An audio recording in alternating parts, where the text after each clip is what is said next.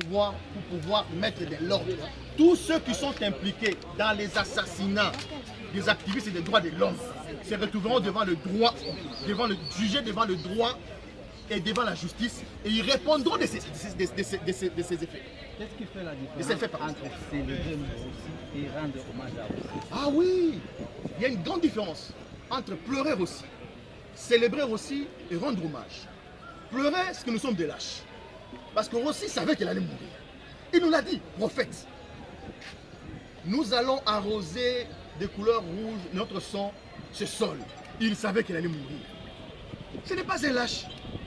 On ne peut pas le pleurer. Jamais, on ne le pleurera jamais. Ceux qui ont des images savent que Rossi a dit, quand on l'a amené, il a dit Bozo le Lanime. Mais attendez, Bozo le Lanime. Mais vous êtes des fous. Bozo le Lanime. Ça, c'est un grand esprit.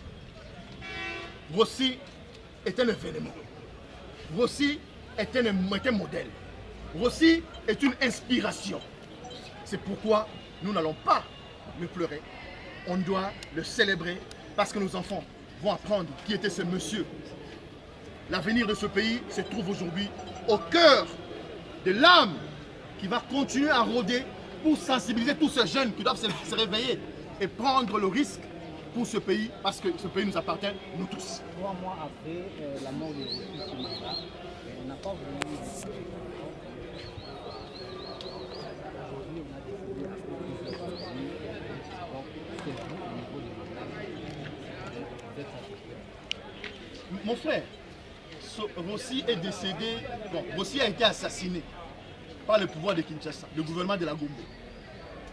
Nous sommes sûrs et certains que c'est un complot. Il y a un groupe de gens qui s'est réuni quelque part pour dire bon, ces garçons-là, comme maintenant la tête, ça ne se fait pas pour continuer Jacques.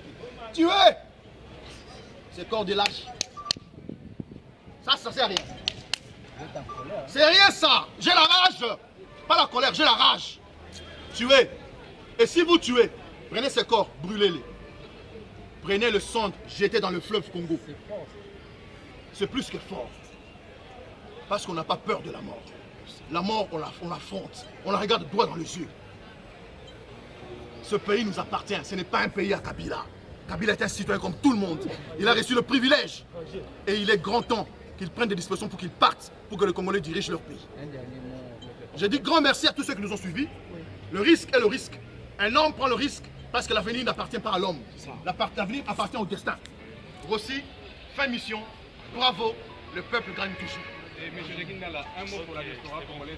La diaspora, nous sommes avec vous, déterminés, engagés. Le combat vient de commencer, nous allons jusqu'à la fin. Parce qu'il est grand temps que les choses changent dans ce pays.